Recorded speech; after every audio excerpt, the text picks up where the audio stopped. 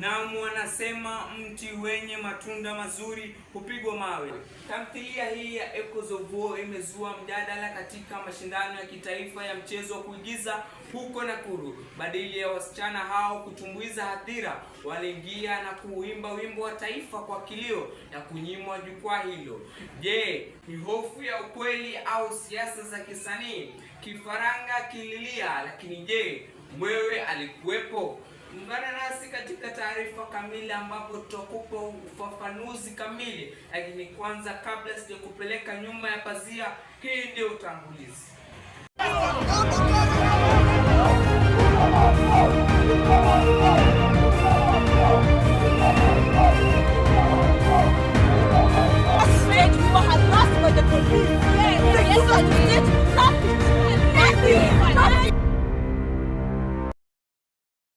Na wasichana wa shule ya upili ya Butere wawasili shuleni mwao kutoka katika mashindano ya kitaifa ya mchezo wa kuigiza huko Nakuru.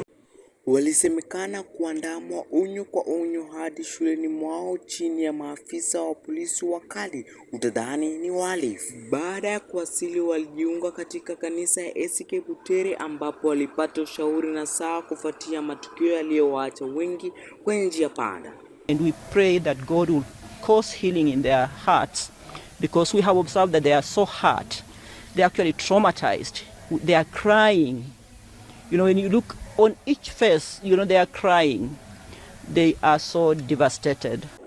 Kulingana na maoni ya serikali imesema kuwa haitishiki na ukosoaji wa wapinzani au kupitia kwa tamthilia au mchezo wa kuigiza katika kile kinachoonekana kama kujaribu kuzoa maji yaliyomwaika kwa kuwazuia wanafunzi kuigiza mchezo wa Echoes of War. Serikali imejitetea ikisema kuwa inakinga wanasiasa kupotosha wanafunzi. We need a clarity of a situation in our country where our political competition is not going to be brought to education arena. I wonder why a politician could be the scriptwriter for students performing.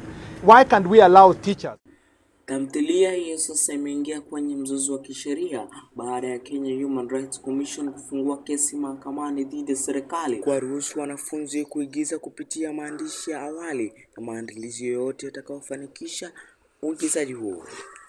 Vile wakili Hanifa Mango aliyekuwa mwigizaji mkuu wa tamthilia tata ya Shackles of Doom anapinga marufuku ya tamthilia ya Echoes of War kotini, akililia haki ya wasichana hao kwa kuwa huenda waigizaji chipukizi wasipate nafasi tena za kung'aa jukwani. Na kwa hakika kile kinachoombwa ni haki ipatikane kwa wanafunzi hao. Jina langu ni Adrenola.